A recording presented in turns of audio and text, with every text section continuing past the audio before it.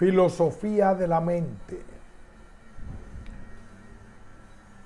Un ensayo de Juan José Sanguinetti. La filosofía de la mente es un ámbito de reflexión filosófica que se ocupa de cuestiones relativas a los procesos mentales y su relación con el cuerpo humano, en especial el cerebro. Aunque este objeto parece solaparse algo con la psicología filosófica de tradición escolástica, hoy transformada en antropología filosófica, de hecho, la filosofía de la mente, nacida en una peculiar ambientación anglosajona, se detiene con más intensidad en los temas que ahora veremos y que una antropología filosófica solo podría tratar muy sucintamente. Encuadramiento disciplinar. La filosofía de la mente surge en el contexto de las ciencias cognitivas y hoy podría considerarse como el sector de estas ciencias que reflexiona filosóficamente sobre los problemas que ellas plantean. Al inicio, en la primera mitad del siglo XX, la Philosophy of Mind aparece como una denominación propia de estudios perfilados con los métodos de la filosofía analítica y que trata de dar un contenido a temas mentalistas, percepción, intenciones, representaciones, sin zozobrar ante el reduccionismo fisicalista del empirismo lógico del Círculo de Viena. El tema de la mente aparece entonces como algo propio del lenguaje ordinario, no simplemente traducible a un lenguaje fisicalista. Así sucede, por ejemplo, en Wittgenstein y Ryle, en quienes las temáticas sobre lo mental parecen unirse a cierto behaviorismo filosófico. La problemática de la filosofía de la mente deviene más aguda desde mediados del siglo XX en adelante, a causa del auge de las ciencias de la computación, por un lado, de la psicología cognitiva por otro, con su nuevo modelo informático de mente o inteligencia, y también con relación a los avances de las neurociencias. Puede añadirse a esto el desarrollo de los estudios etológicos que, en combinación con la psicología y la neurociencia animal, plantea el tema de la mente animal. De ese modo, la mente, término vago y necesitado de una definición precisa, aparece como modulada variadamente entre la mente humana personal, la mente animal y la mente computacional, ligada a la tecnología de la inteligencia artificial. En conjunto, la psicología cognitiva, escuela psicológica superadora del antiguo conductismo psicológico, la neurociencia con sus diversas ramas, la computer science, informática, la psicolingüística, las ciencias de los animales y la filosofía de la mente constituyen lo que hoy suelen llamarse ciencias cognitivas. Además, se distingue entre una etapa clásica del cognitivismo más estrechamente relacionada con el predominio de los modelos computacionales de la mente en las décadas de los 50 a los 80 del siglo XX y una etapa postclásica posterior a los años 80 en la que se acentúa más la relevancia de la neurociencia y por consiguiente el planteamiento biológico, mientras las arquitecturas de la computación con las redes neurales y la implementación de los sistemas inteligentes renuevan los planteamientos cognitivos y proporcionan nuevos estímulos para la filosofía de la mente. Obviamente, el ámbito de las ciencias cognitivas es profundamente interdisciplinar. Unos planteamientos influyen en otros y es imposible por eso hacer filosofía de la mente sin tener en cuenta en su conjunto el dinamismo de esta riquísima área epistemológica.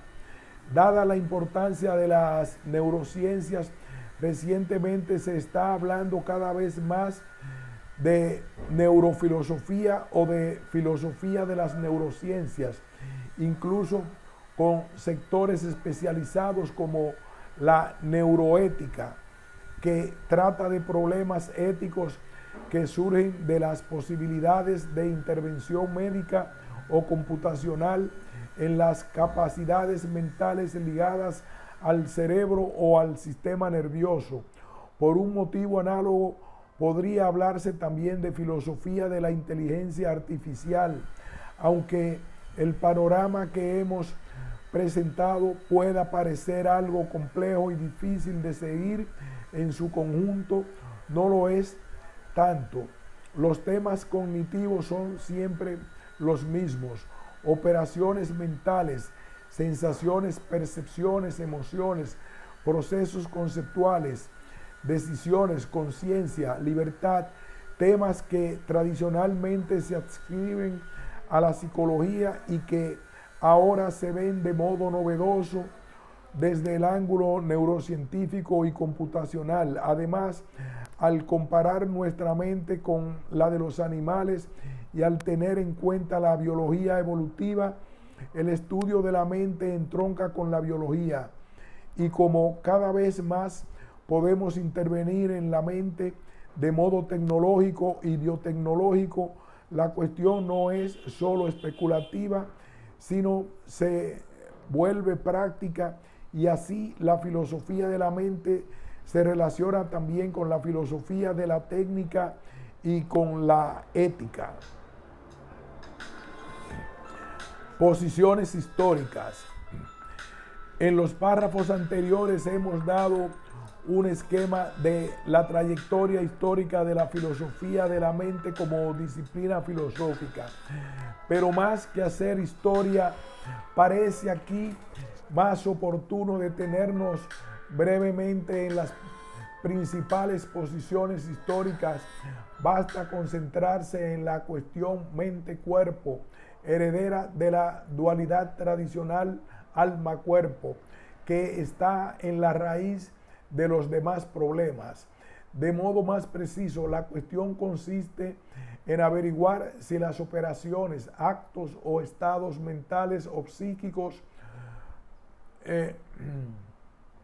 son o no distintos de los procesos físicos, concretamente nerviosos o cerebrales, y qué relación mantienen entre sí.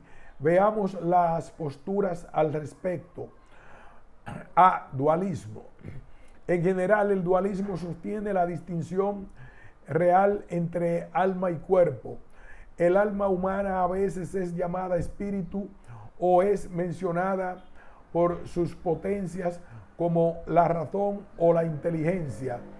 Como lo más obvio es que nuestras ideas, juicios, intenciones no son algo corpóreo, tangible o visible, el dualismo forma parte del conocimiento común, al margen de las teorías filosóficas, y en cierto modo nadie puede prescindir de él. Las religiones suelen sostener igualmente la dualidad espíritu-cuerpo. Esta dualidad puede concebirse como una yuxtaposición de dos substancias capaces de interactuar entre sí. Un dolor físico provoca tristeza, un propósito promueve la actividad del cuerpo, o bien como una unidad más profunda y esencial.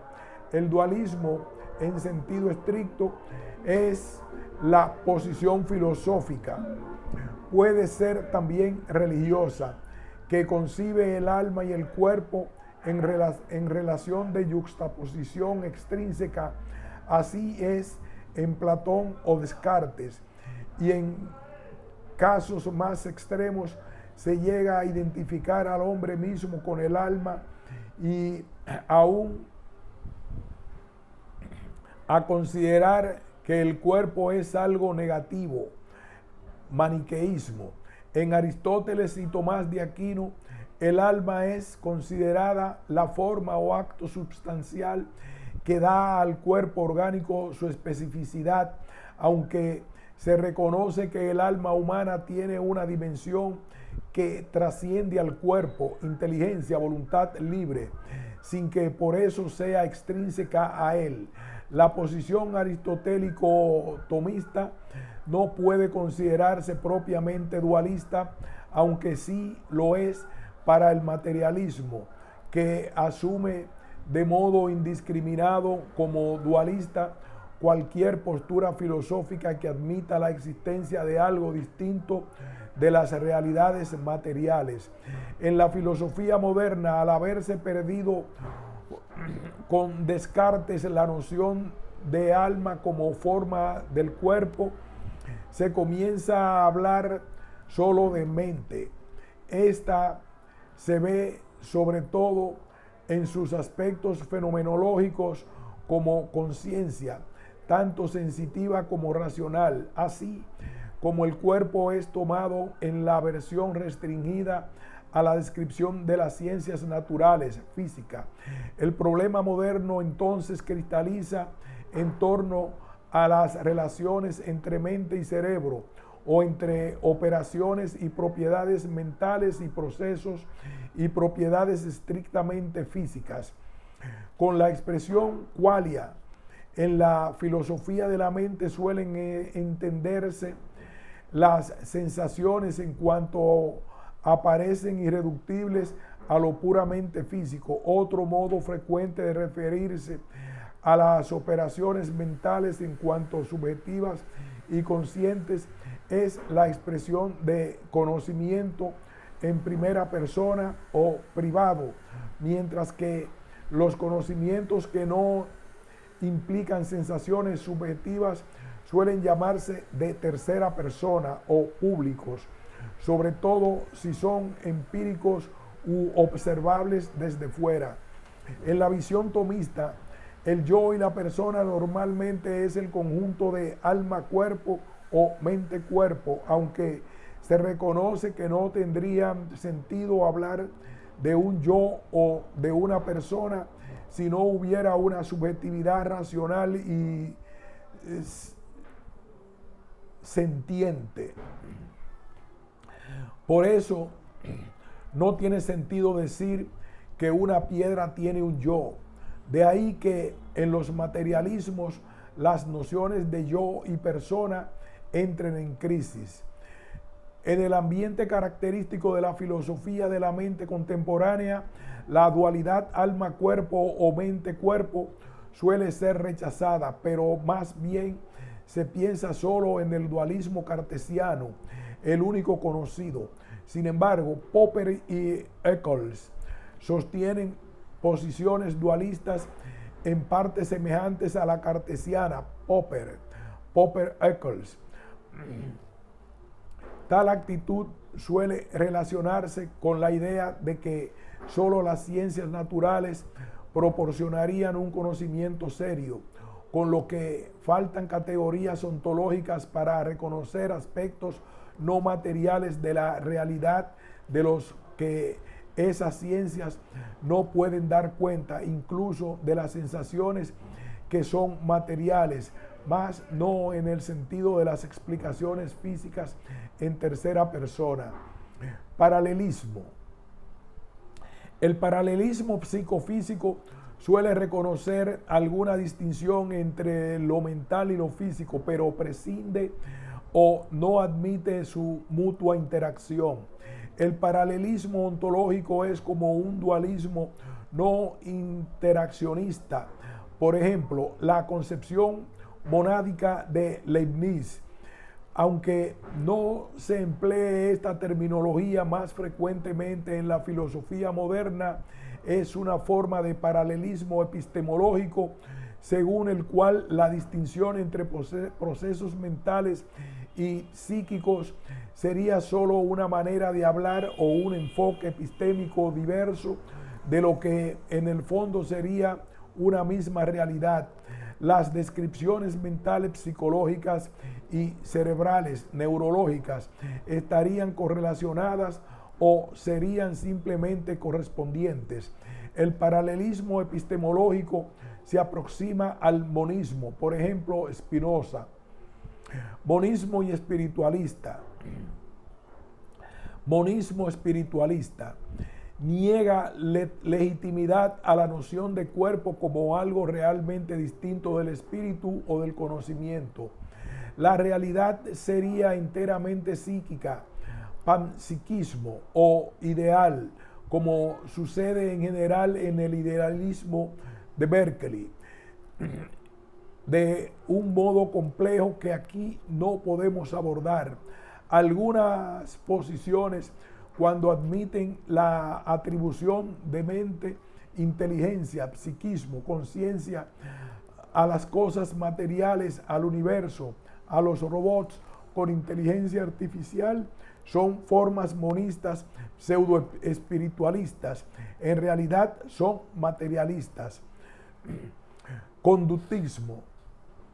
El conductismo psicológico intenta resolver ciertas actitudes interiores, por ejemplo, las sensaciones o las emociones, en esquemas de estímulo-respuesta de tipo neurofisiológico susceptibles de una descripción física externa sometida al rigor de las leyes naturales.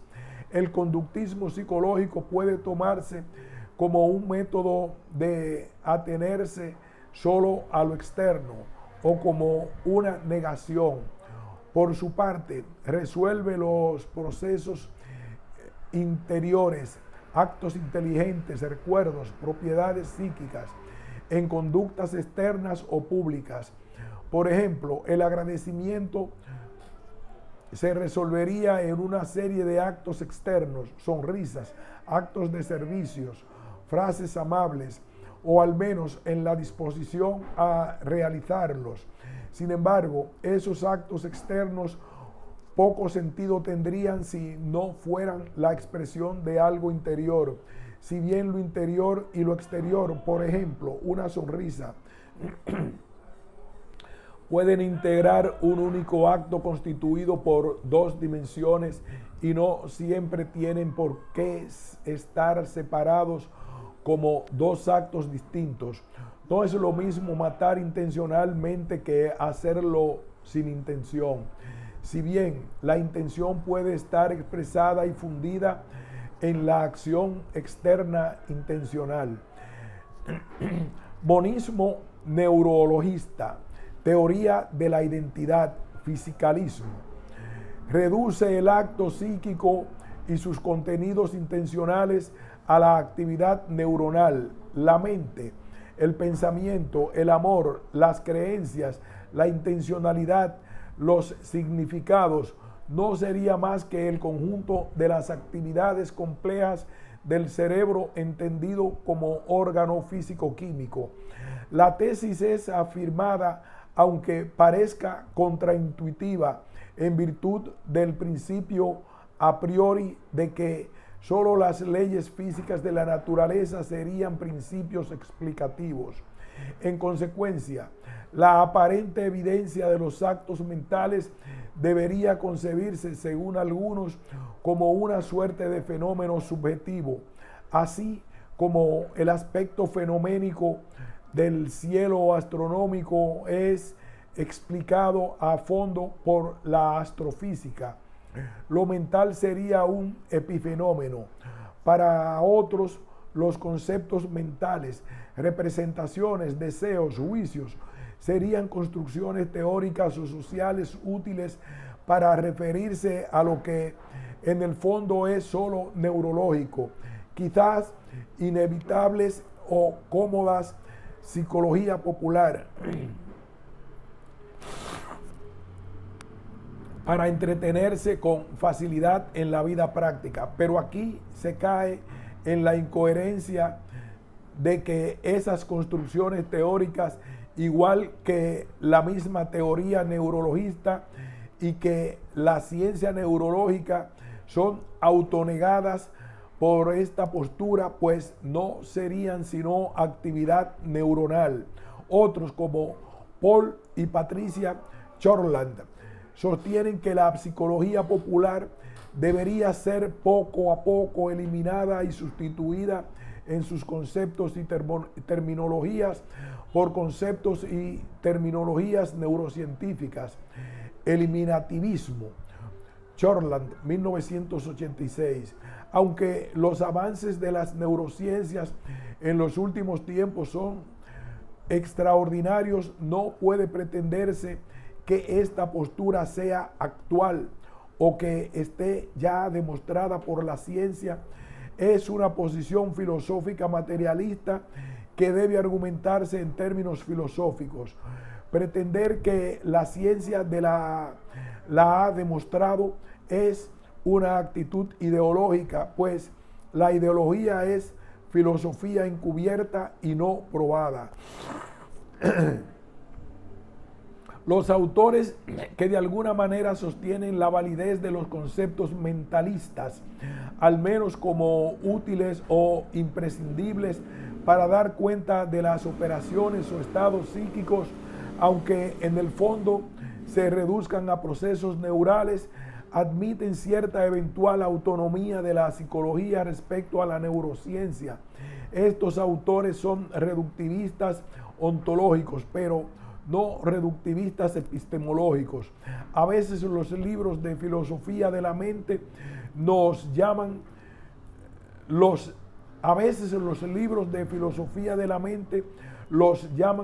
fisicalistas, no reductivistas, aunque en realidad son materialistas y por tanto también son reductivistas, en el sentido de que para ellos el mundo del espíritu, artes, ciencias, moral, religión, amor, se reduce a una actividad material explicable por la física de hoy o del futuro. Los propugnadores del materialismo en la filosofía de la mente a veces llaman a su postura naturalismo, en cuanto se basa exclusivamente en las ciencias naturales, contrapuesto al mentalismo, que sería la posición dualista.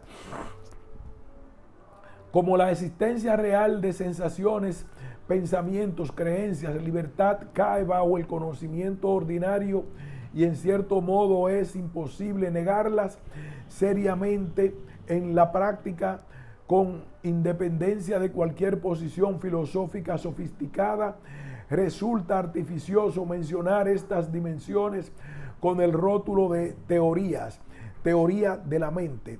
Lo mismo que no hablamos de una teoría de la verdad o teoría de la realidad, si bien pueden elaborarse teorías filosóficas acerca de ellas.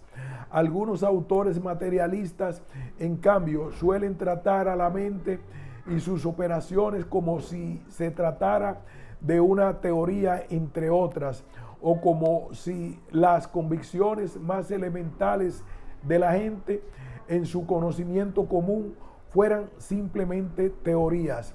Algunos neurocientíficos de prestigio, Changox, Damasio, Gazzaniga, han publicado obras de alta divulgación en las que, sin adherirse a las teorías filosóficas reductivistas elaboradas, en la realidad dan explicaciones de dimensiones no materialistas de la vida humana, conceptos, sentimientos, el lenguaje, yo, de tipo solo neural. Changox, 1986, Damasio, 2001.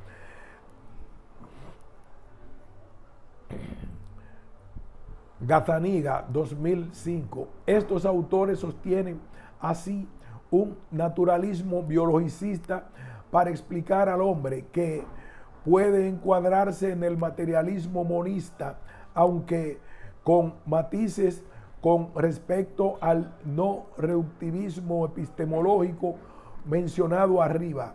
Esto no disminuye el valor de las explicaciones neurales de los fenómenos humanos más altos, conciencia, libertad, emociones, ofrecidas por los científicos, en tanto son explicaciones parciales, pues obviamente todas las actividades humanas se ejercen siempre contando con una base o soporte neural. Emergentismo. La posición emergentista se opone al reductivismo neural, una base material suficientemente compleja que puede aparecer propiedades y relaciones nuevas propias de la totalidad, propiedades holísticas que son indeducibles de las partes, tomadas aisladamente.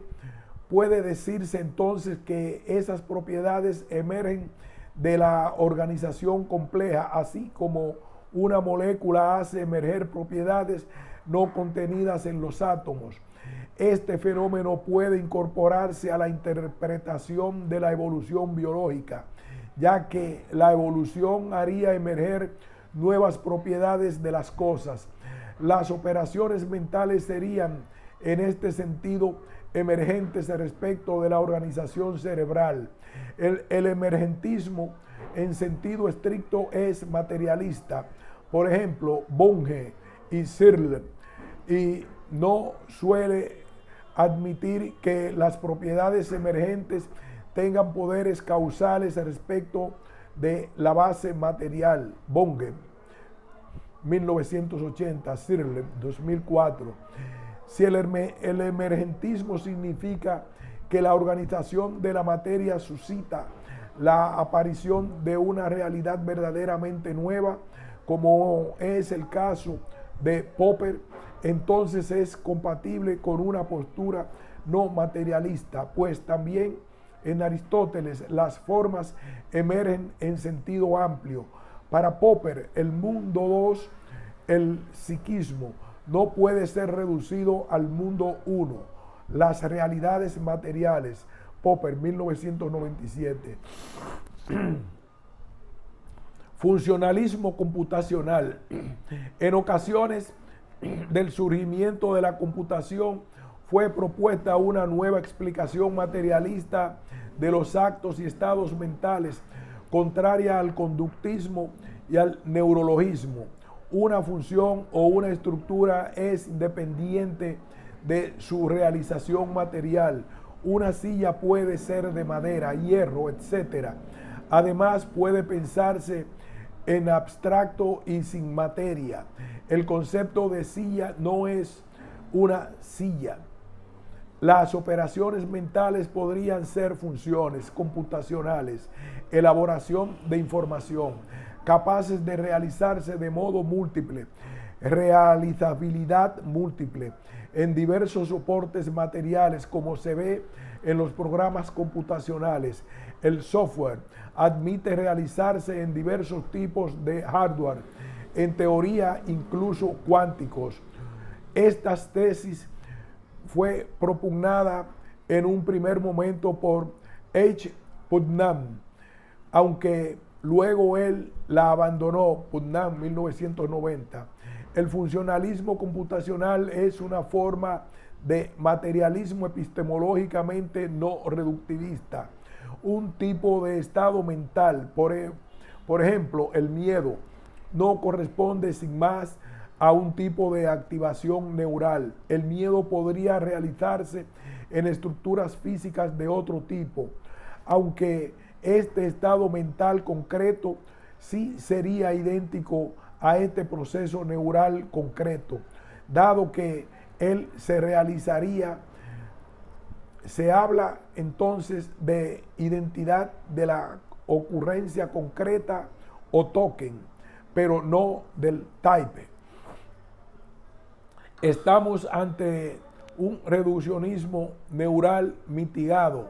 Sin embargo, aquí se ha producido una nueva forma de reductivismo, pues no se reconoce la realidad de los actos mentales como tales, que son reducidos a funciones, concretamente a funciones computacionales. En este sentido, el funcionalismo computacional no permite distinguir claramente, salvo según la base material, la psique humana o animal del software de un ordenador. Esta tesis suele unirse a la llamada Teoría de la inteligencia artificial fuerte, Minsky, 1985, Boden, 1984, según la cual no habría una verdadera distinción de fondo entre nuestra mente y una eventual inteligencia artificial que exteriormente podría hacer todo y más de lo que hace la mente de la moderna computación. Fue el primero en proponer la posibilidad de la equiparación entre la inteligencia humana y la inteligencia de un ordenador, Turing, 1950. El funcionalismo computacional, en el fondo, inaugura una nueva forma de dualismo extremo, porque las funciones mentales, siendo independientes de la estructura material, podrían realizarse computacionalmente en cualquier tipo de estructura material. Una idea que recuerda a la transmigración de las almas. Yo narrativo podría extraerse de nuestro cuerpo y resucitarse o conservarse perennemente para ser realizado en soportes físicos de otras etapas de la evolución cósmica. Las críticas a este funcionalismo ligado a veces al cognitivismo clásico al que nos referimos al principio, sostuvieron que esta visión suponía relegar al cuerpo a un papel secundario. Por eso en las últimas décadas la concepción biologicista se ha impuesto con más fuerza que el computacionalismo de las primeras décadas de la segunda mitad del siglo XX. Son famosas algunas críticas a la negación de los qualia del funcionalismo computacional, Putnam 2001, Searle 2004, en el sentido de hacer ver que aunque un robot hiciera en lo exterior físicamente lo mismo que hace un hombre y aunque pudiera resolver computacionalmente todos los problemas y guiar así su conducta, visión computacional, oído computacional, etcétera, en realidad nada sentiría y carecería de operaciones vitales, sentientes y personales. Sería siempre una máquina, aunque pudiera resolver problemas matemáticos, logísticos, simular emociones o elaborar algunas obras de arte. Searle, en especial, ha realizado una potente crítica de la teoría de la inteligencia artificial fuerte. Las máquinas informáticas, para Searle, tienen una intencionalidad derivada, no intrínseca. Los significados surgen solo con relación a usuarios dotados de intencionalidad intrínseca, las personas humanas. Los funcionalismos. Aunque autores siempre materialistas asumen el funcionalismo sin el cariz fuertemente computacional de la postura anterior, el funcionalismo causal, los procesos mentales podrían conceptualizarse en tanto que implican cierta causalidad funcional, por tanto de valor explicativo respecto de otros procesos mentales. Por ejemplo, una percepción unida a una creencia puede suscitar un deseo, el cual, asociado a una serie de razonamientos, podría constituir una razón para actuar de un determinado modo. Veo en un dulce, deseo comerlo, estudio cómo hacerlo, actúo y me lo como. Un dolor podría entenderse como un estado funcional que lleva a tratar de apartar algo que daña al organismo. Estas explicaciones, aunque no impliquen leyes estrictas y aunque se vinculen de modo contingente con bases neurales,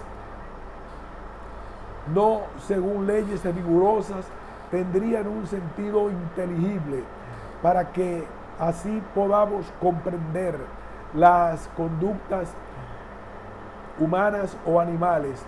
No se admite, sin embargo, la presencia de auténticos actos distintos de los materiales.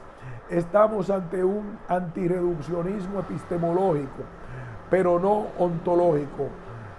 Davidson, por ejemplo, sigue esta posición que llama monismo anómalo, en el sentido de que la causalidad verdadera y profunda, concebida según el patrón de Hume como vínculo necesario, laulaic o nomológico, sería la neurológica, y por tanto no puede admitirse que un evento mental cause realmente un evento neural. Admitir esto sería caer en un dualismo, aunque sea necesario hablar de procesos mentales en términos funcionales causales. Davidson, 1992. En el ámbito del funcionalismo, que ha propuesto la célebre relación de superveniencia. En el ámbito del funcionalismo se ha propuesto la célebre relación de superveniencia, que sin embargo es interpretada diversamente por los distintos autores. Chalmers, 1999, Davidson, 1992, King, 1996. La superveniencia es la correlación pensada teóricamente, en virtud de la cual a cualquier estado o evento mental le corresponde y unívocamente un estado o evento neural. Dada una alteración neural específica, entonces se daría una alteración mental que sobreviene sobre ella, pero lo neural causa o determina la aparición de lo mental y no viceversa. La noción de superveniencia, menos fuerte que la de emergencia, es cercana a la de epifenómeno. En el fondo es un modo de hablar que permite la supervivencia de la dualidad mental físico, aunque en verdad se crea en el monismo materialista. En el fondo es un modo de hablar que permite la supervivencia de la dualidad mental físico, aunque en verdad se crea en el monismo materialista.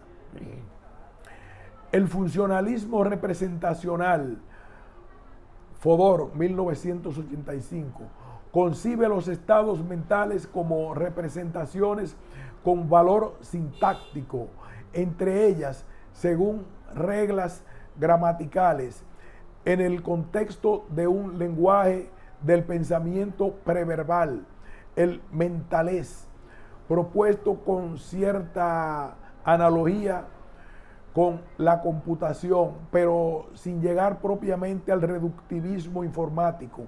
Esta teoría de Fodor depende de la concepción del lenguaje de Chomsky.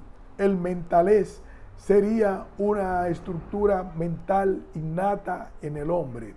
El funcionalismo de Fodor, si se añadieran algunas precisiones en el fondo, no está lejos del reconocimiento del pensamiento como algo propio, diverso de la causación física.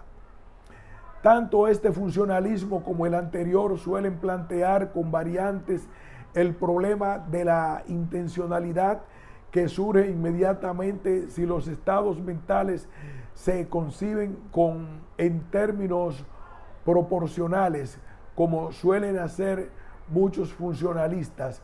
Creo que hay un refresco en el frigorífico. Deseo beber, por tanto, abro el frigorífico. Creencia, deseo, conducta. Los estados representativos suponen una relación intencional o semántica con el mundo y por tanto no pueden entenderse como entidades aisladas o puramente inmanentes.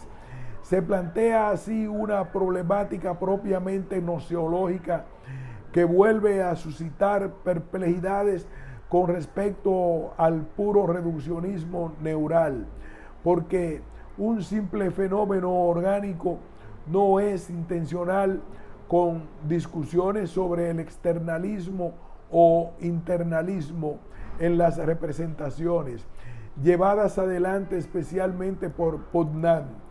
Esta temática recuerda las tradicionales discusiones sobre el realismo o inmanentismo cognitivo, Moya 2006. En definitiva, las posiciones reductivistas que hemos examinado se han enfrentado ante tres aspectos de los que es difícil dar razón si se quiere mantener con coherencia un estricto reductivismo materialista. 1. El yo, la subjetividad o la conciencia, o el problema de los qualia, que en los reduccionismos neural y computacional acaban por ser disueltos, aunque de él puedan quedar construcciones artificiosas. 2. La intencionalidad, relación que tiene sentido solo si se reconoce la realidad del conocimiento. 3. La racionalidad, tomada como explicación no físico-causal ni físico-nomológica de la conducta humana intencional. Obrar por razones y no simplemente en base a algún determinismo neural de tercera persona. Si se admite la racionalidad y el yo, implícitamente se está reconociendo también la libertad que en el neurologismo o en el computacionalismo queda disuelta o bien es reducida a simple comportamiento indeterminado. Temas de la filosofía de la mente. En las páginas anteriores hemos podido ver algunas de las temáticas tratadas por la filosofía de la mente. Muchos manuales de esta disciplina se limitan a examinar las cuestiones desde el punto de vista histórico o dividen los capítulos en torno a las diversas posiciones que acabamos de ver. Los temas sistemáticos que surgen de ellas, con frecuencia relacionados con la psicología o ciertos sectores de las neurociencias, son la categorización de los actos mentales y su relación con los neurales, las sensaciones o percepciones, los qualia, y la cuestión de la conciencia, la inteligencia y las emociones, la intencionalidad, el yo y la libertad, la causalidad mental, el conocimiento de las otras mentes, la racionalidad. Obviamente sería deseable que la filosofía de la mente, aunque estudie temas algo sectoriales, entronquen con una antropología o visión más completa del hombre, enraizada en las nociones de persona humana y de relaciones sociales personales recíprocas. El estudio del valor de la inteligencia artificial merece un capítulo aparte o una disciplina propia vinculada a la ciencia computacional, y puede relacionarse también con el sentido y alcance de las redes neurales, nueva arquitectura cognitiva computacional, no basada en símbolos y programas, sino en asociaciones sistemáticas de mundo, refuerzo e inhibición.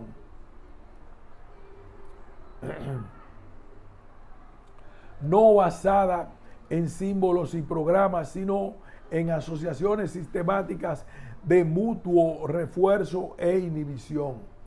En el futuro, la filosofía de la mente debería incluir cuestiones de neurofilosofía.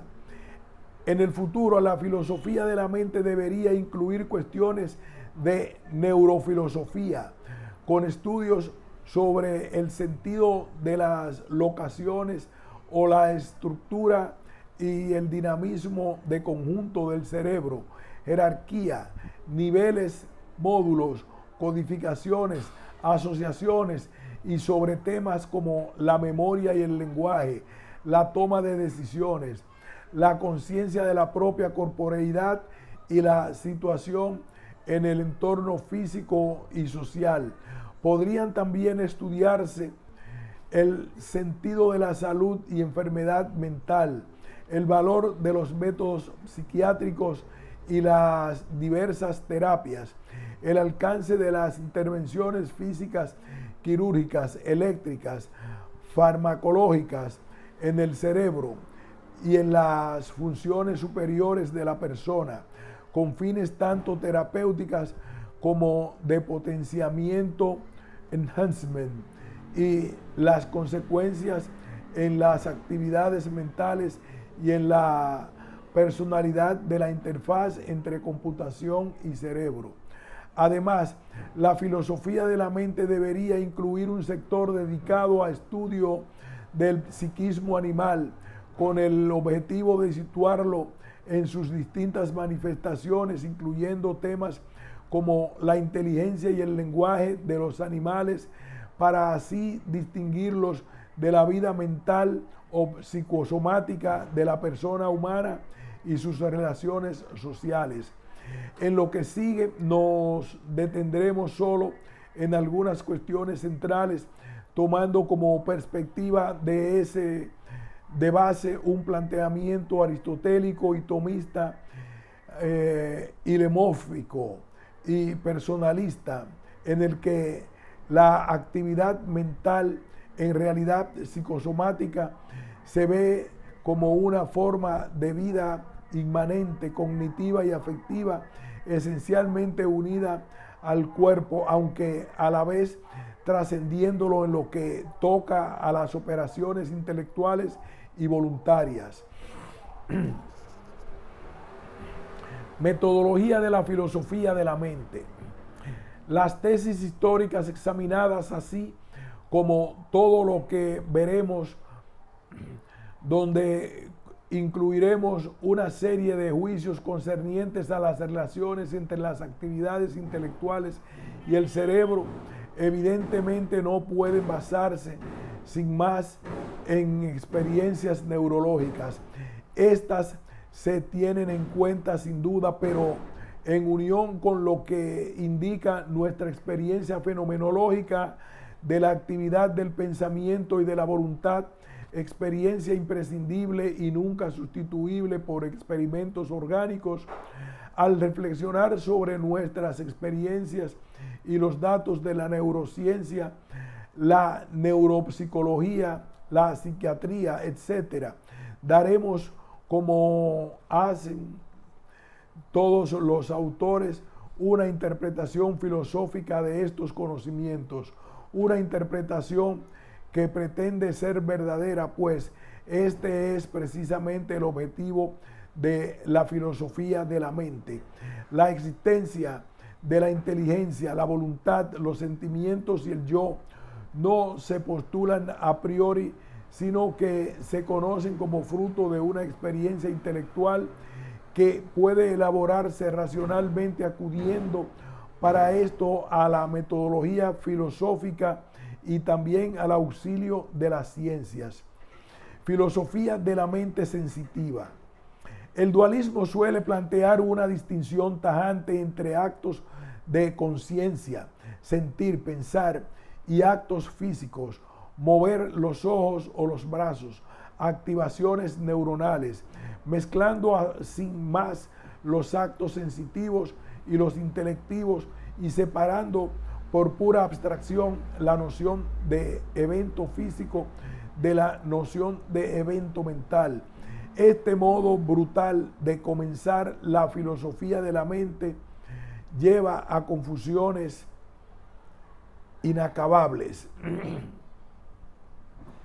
Conviene comenzar, por el contrario, por la estructura hilemórfica de todos los cuerpos, que es la primera dualidad que nos presenta la naturaleza. Cualquier cuerpo o grupo de cuerpos tiene siempre una dimensión material. Las partes sensibles que lo constituyen, muchas veces separables realmente, y una dimensión formal, el acto, en algunas ocasiones estructura y nunca cosa, que constituye algo en especificidad separable de las cosas solo mentalmente o por abstracción. Un vaso es juntamente su forma y el cristal o el material de que está hecho. Una misma materialidad puede contener varias formalidades y una misma forma puede realizarse en diversas materialidades. Lo formal y lo material deben entenderse juntamente y no separado. Ni de la idea de silla podemos deducir su materialidad, ni de la idea de madera o metal podemos deducir sus posibles formalizaciones. En los vivientes,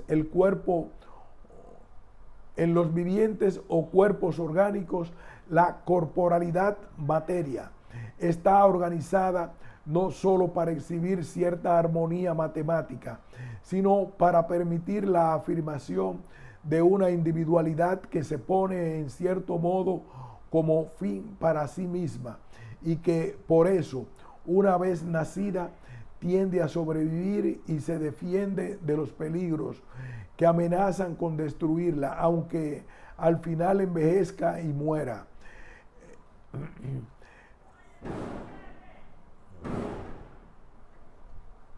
En el crecimiento, el cuerpo se autoconstruye, autopoiesis, siguiendo un programa contenido en el código genético. A continuación, el organismo tiene que estar reorganizándose a sí mismo para mantenerse en vida, administrando sabiamente homeostasis, la energía que recibe del ambiente y que podría destruirlo.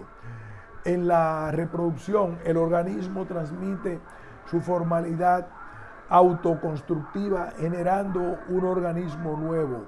Todo esto lo hace el organismo viviente distribuyendo en su interior de modo diferenciado y según tiempos y lugares oportunos la información que recibe del ambiente y no solo recibiendo energía, es decir, el viviente de alguna manera autocontrola su propio cuerpo. Esto significa que su formalidad central o global no es como la de un ser inanimado. Tal formalidad posee un dinamismo especial que se entiende solo en unidad con el organismo y no como una cosa o como algo separado.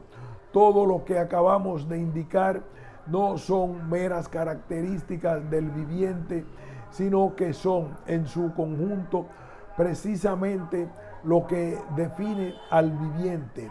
La vida es un modo novedoso de ser cuerpo, indeducible desde la corporalidad inerte.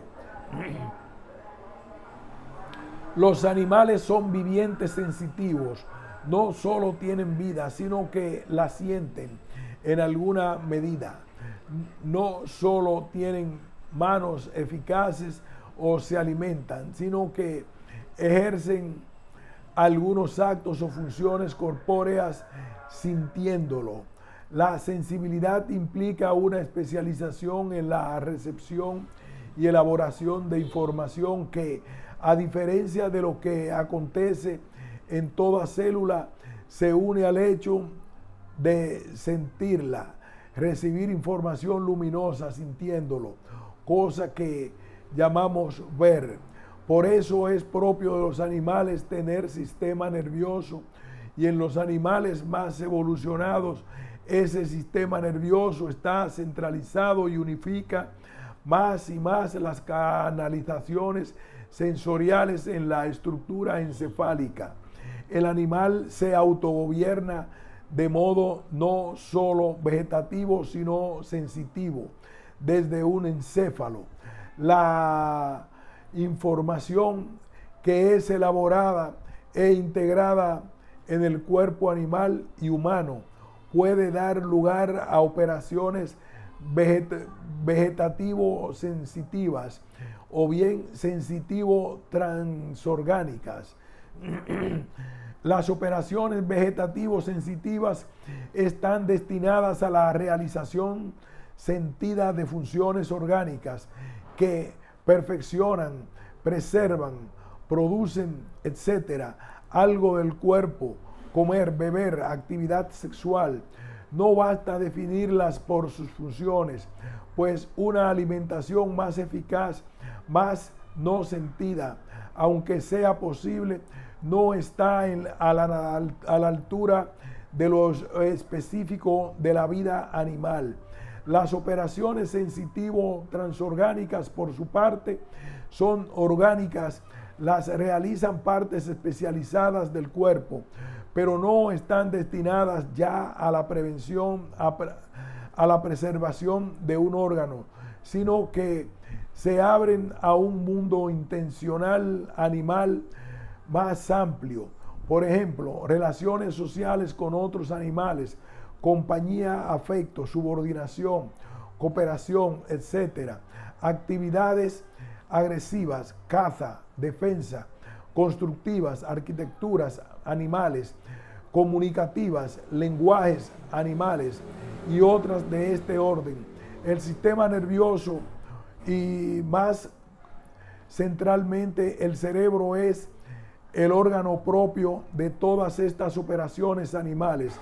Sin embargo, salvo la estructura de los órganos de los sentidos periféricos, ojos, oídos, etc., el cerebro no es un órgano acabado, sino que cada animal debe de alguna manera estructurarlo en base a innumerables conexiones sinápticas en la medida en que sus actividades sensitivas, tanto vegetativas como transorgánicas, aunque procedan inicialmente de un mismo impulso instintivo innato genético, deben formarse progresivamente según la experiencia, el aprendizaje y la memoria. En definitiva, el animal se abre a un mundo intencional, cognición sensorial, cada vez más rico, con acompañamientos afectivos, perfectamente integrado con su sistema nervioso, con el que dirige su cuerpo en lo que se refiere a sus aspectos motores intencionales. Sanguinetti 2007. No lo hace aislado, sino en unión intencional, muchas veces comunitaria, con otros animales, aunque posee también vida vegetativa, capta intencionalmente su ambiente y su propio cuerpo y así se autocontrola, no ya como un vegetal, sino con sensibilidad y emoción. Entre sus percepciones y reconocimientos y sus activaciones emotivas se desembocan en una conducta intencional.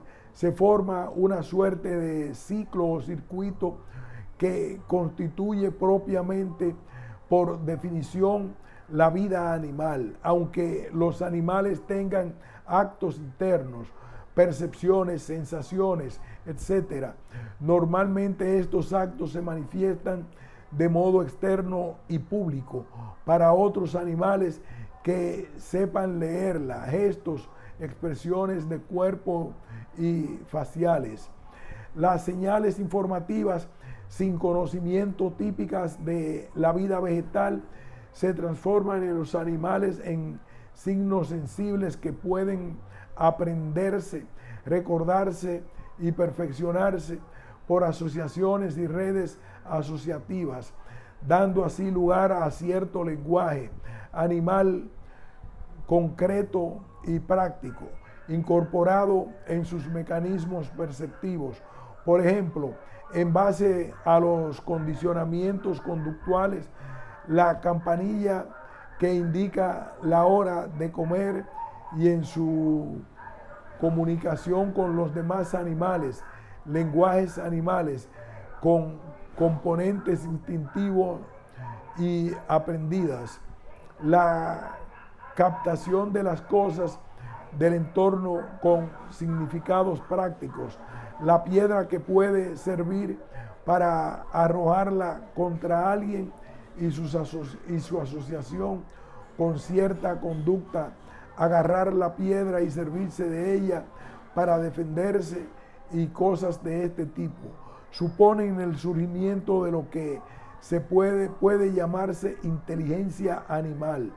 Esta caracterización de la vida animal, expresión más adecuada que la de mente animal, pertenece también al hombre, solo que en nosotros está incorporada a niveles cognitivos, afectivos y conductuales más altos.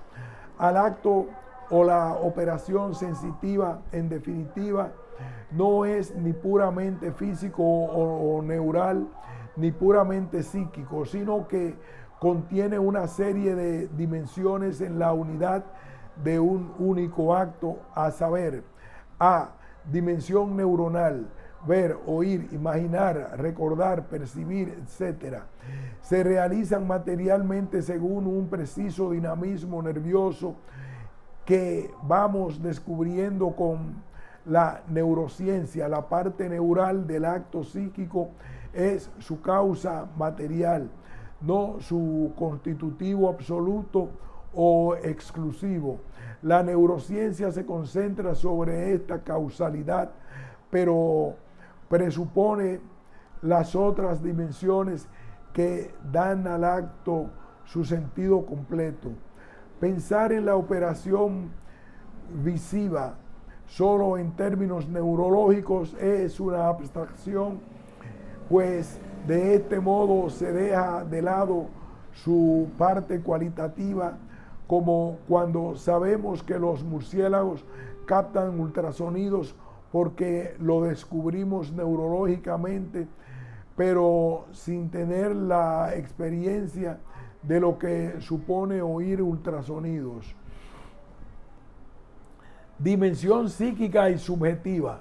El acto sensorial contiene una cualidad propia, la sensación de placer, la emoción de la furia, etc.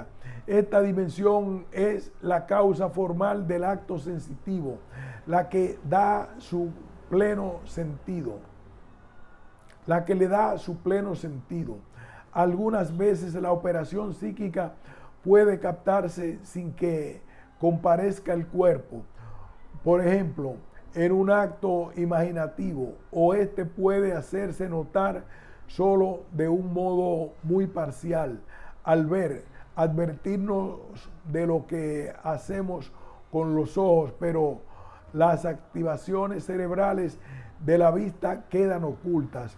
La dimensión psíquica se capta como un acontecimiento de la propia subjetividad.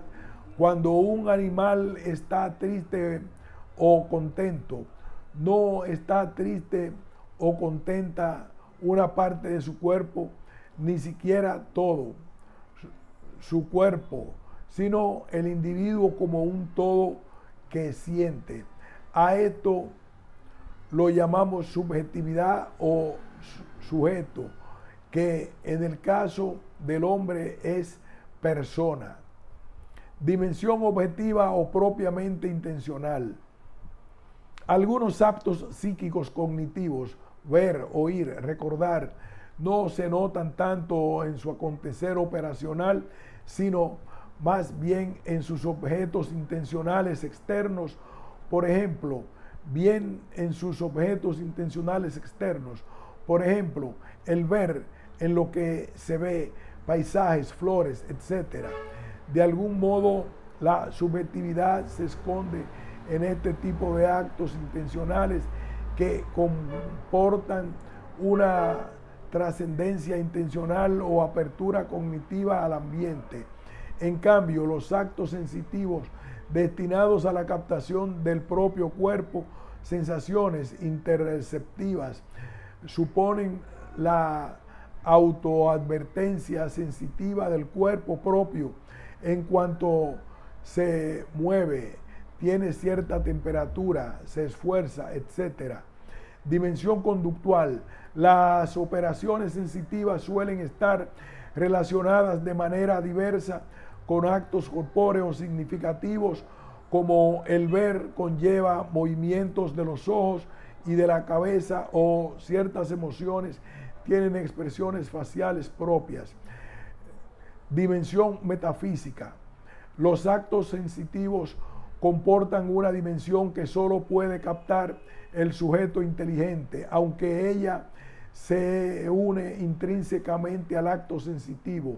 Así, el ver humano se abre a la realidad que como realidad es reconocida por la inteligencia, o implica también un sujeto que ve, igualmente reconocido por el intelecto. Una versión empirista del conocimiento sensible tiene dificultades para admitir estos aspectos tan obvios. De ahí la problematicidad del conocimiento del yo en las filosofías de la mente que aceptan presupuestos empiristas. Estas dimensiones suelen estar implícitas en el lenguaje y conocimiento ordinarios, que por este motivo resulta analógico y debe precisarse cuando se hace filosofía de la mente. Así, el ver en frases como veo una persona, el animal ve una persona, el robot ve una persona, no significa lo mismo. El animal ve personas materialmente sin reconocerlas como tales. Un robot, personas sin tener ni siquiera un acto visual propio. El cuerpo humano o animal puede tomarse como cuerpo personal o cuerpo intencional, conteniendo sus aspectos significativos altos, o bien puede tomarse en un sentido abstracto, reducido, como suele ser conceptualizado por las ciencias naturales. La expresión me duele la mano no tiene sentido según la noción abstracta del cuerpo utilizada por la física, en la que no hay lugar ni para un yo dolorido ni para un sentir dolor de un cuerpo. Aquí hacemos una pausa y continuaremos con el subtítulo Inteligencia humana.